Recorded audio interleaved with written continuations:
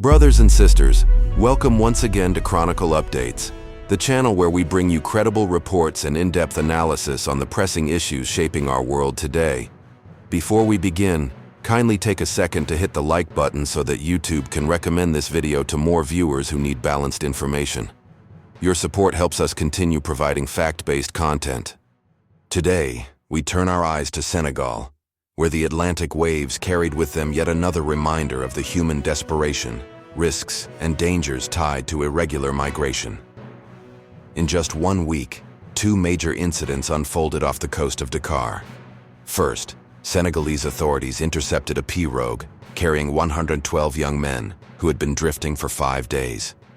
Then, almost simultaneously, another vessel carrying over 100 migrants ran aground in the Ouakam neighborhood of Dakar. These back-to-back incidents not only underline the ongoing crisis of migration through West Africa's Atlantic route, but also raise urgent questions about security, humanitarian responsibility, and the socio-economic pressures that drive so many to risk their lives at sea. The first story begins in mid-September, when a large wooden boat known locally as a pirogue was spotted struggling in the waters off Dakar. Packed tightly on board were 112 migrants, most of them young men, some reportedly from neighboring Gambia, others from within Senegal itself. According to credible reports, the boat had been at sea for around 5 days, drifting without direction and running dangerously low on supplies. Local fishermen were among the first to respond. Witnesses said they helped the passengers by providing a motor to keep the vessel moving until it was brought safely to shore. Without that intervention, the outcome could have been tragic. Senegal's Navy confirmed that the passengers were intercepted and escorted to safety, avoiding what could have been another disaster on one of the world's deadliest migration routes.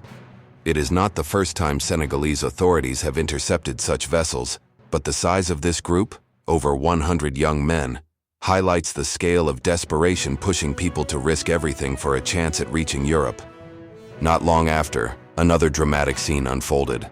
A boat carrying a similar number of migrants ran aground in Dakar itself, near the Ouakam neighborhood, just outside the capital. This vessel, also believed to be bound for the Canary Islands, was carrying people from Senegal, Mali, and Gambia. For those who might not be familiar, the Canary Islands are often the first European soil reached by West African migrants who brave the Atlantic route.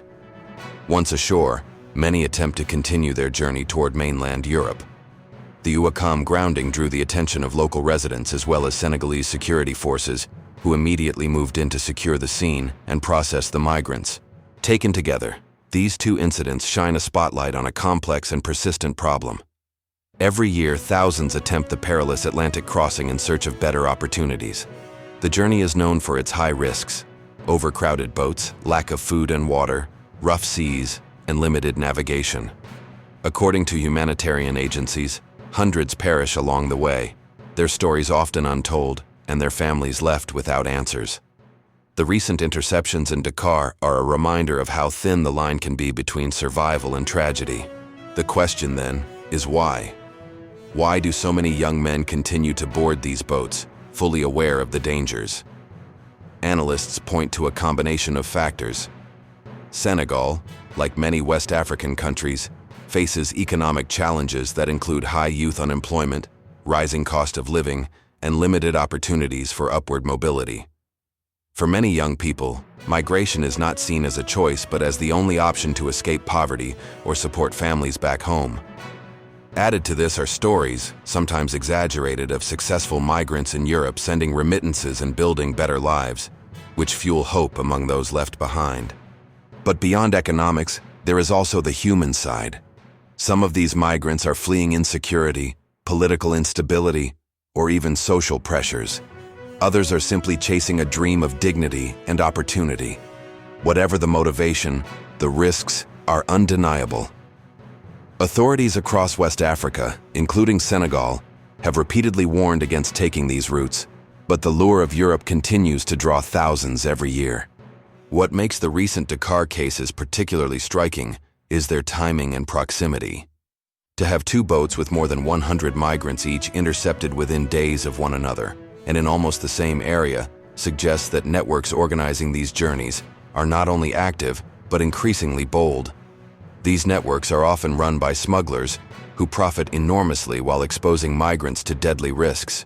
Some reports suggest that migrants pay significant sums to secure a place on these boats, money that often comes from families pooling resources in the hope of a better future. The smugglers, meanwhile, face little accountability, and their operations continue despite repeated crackdowns. The Senegalese government has pledged to intensify efforts against these networks, but the challenge is immense. With thousands of kilometers of coastline and porous borders, completely shutting down irregular migration is nearly impossible. At the same time, authorities are under pressure to balance law enforcement with humanitarian responsibility.